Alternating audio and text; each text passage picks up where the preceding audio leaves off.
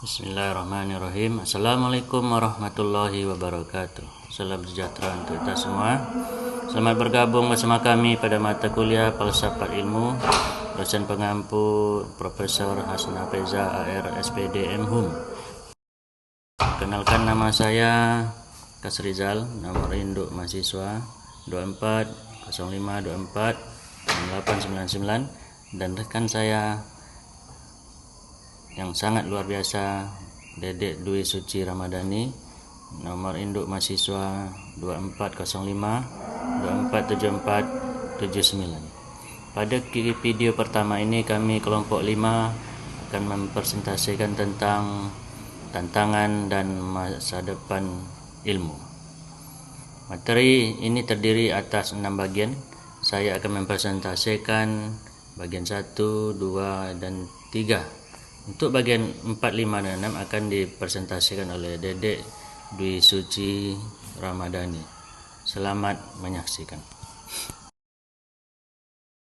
Selanjutnya kita masuk bab 5, bagian 5.1 dengan tema kemajuan ilmu dan krisis kemanusiaan. Pada mulanya tujuan majunya ilmu dan teknologi ada 3, yaitu mempermudah pekerjaan, mensejahterakan, dan memakmurkan manusia. Kemajuan ilmu dan teknologi yang semulanya untuk memudahkan urusan manusia, ketika urusan itu semakin mudah, maka muncul berbagai persoalan baru. Di antaranya muncul kesepian, keterasingan, dan lunturnya rasa solidaritas, rasa kebersamaan, dan memudarnya silaturahmi dalam hidup dan kehidupan sosial di tengah masyarakat. Lihat penemuan teknologi seperti televisi, komputer, dan handphone.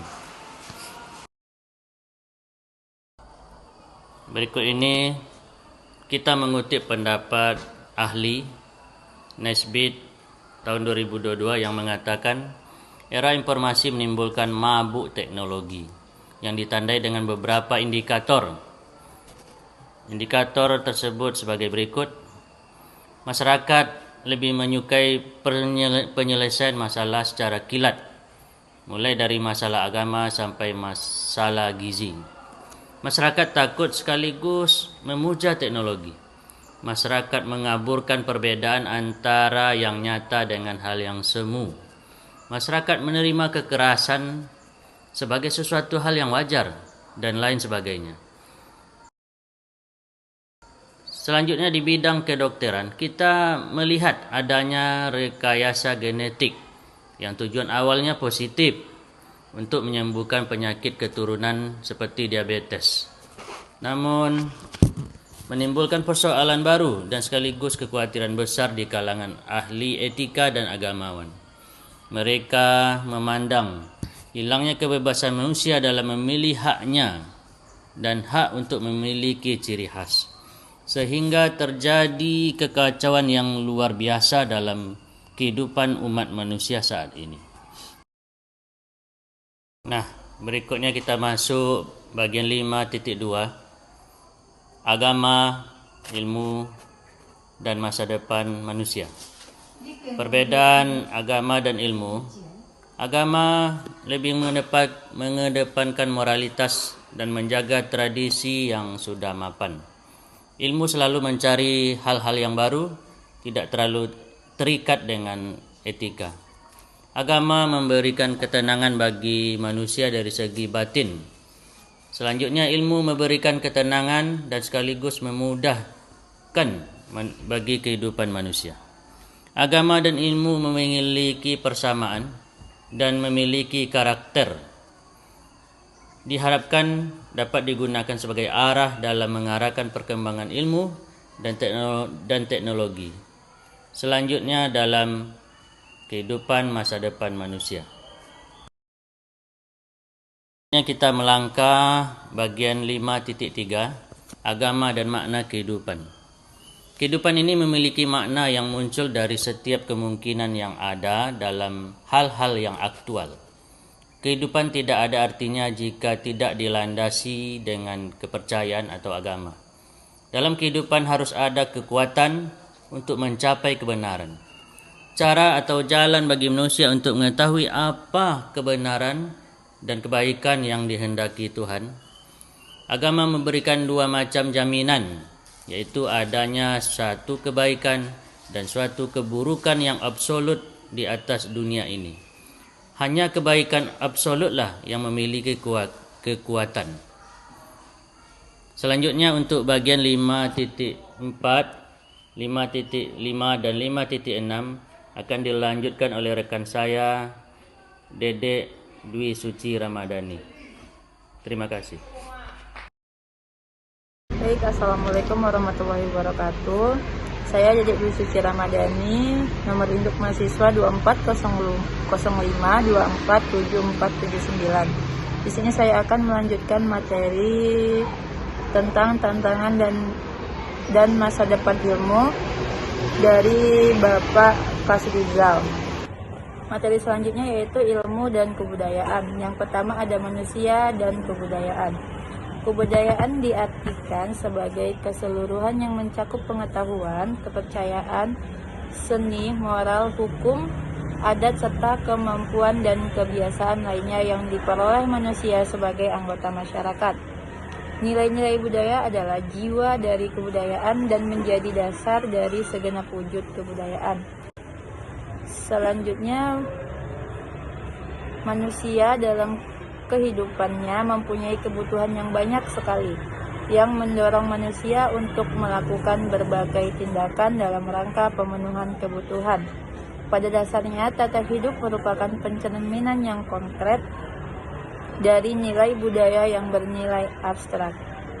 Selanjutnya, manusia tidak memiliki kemampuan untuk bertindak secara otomatis berdasarkan insting seperti halnya binatang, tetapi manusia mengimbanginya dengan kemampuan belajar, berkomunikasi, dan menguasai objek-objek fisik. Selanjutnya, sarana kebudayaan pada dasarnya merupakan produk dari kebudayaan atau alat yang memberikan kemudahan dalam kehidupan. Materi selanjutnya yaitu ilmu dan kebudayaan. Ilmu dan pengembangan budaya nasional meliputi ilmu dan kebudayaan berada pada posisi yang saling tergantung dan memengaruhi. Ilmu terpadu secara erat dengan keseluruhan struktur sosial dan tradisi kebudayaan yang saling mendukung satu sama lain. Pengkajian pengembangan kebudayaan tidak dapat dipaksakan dari pengembangan ilmu. Pada masa sekarang ini dikenal dengan zaman pengabdian universal. Kemudian nilai-nilai yang terkandung pada hakikat keilmuan yaitu kritis, rasional, logis, objektif, terbuka, menjunjung kebenaran dan pengabdian universal. Kemudian pengembangan kebudayaan nasional pada hakikatnya merupakan perubahan dari sekarang, bersifat konvensional ke arah kebudayaan yang lebih mencerminkan aspirasi dan tujuan nasional. Kemudian proses pengembangan kebudayaan pada dasarnya adalah penafsiran kembali dari nilai-nilai konservatif agar lebih sesuai dengan tuntutan zaman serta pertumbuhan nilai-nilai baru yang fungsional, yaitu strategi pengembangan ilmu. Yang pertama ada ilmu bebas nilai atau tidak. Bebas nilai artinya tuntutan terhadap setiap kegiatan ilmiah agar didasarkan pada hakikat ilmu pengetahuan itu sendiri. Kemudian yang tidak bebas nilai tidak bebas nilai artinya setiap kegiatan teoritas yang melihatkan pola subjek-subjek selalu mengandung kepentingan-kepentingan tertentu.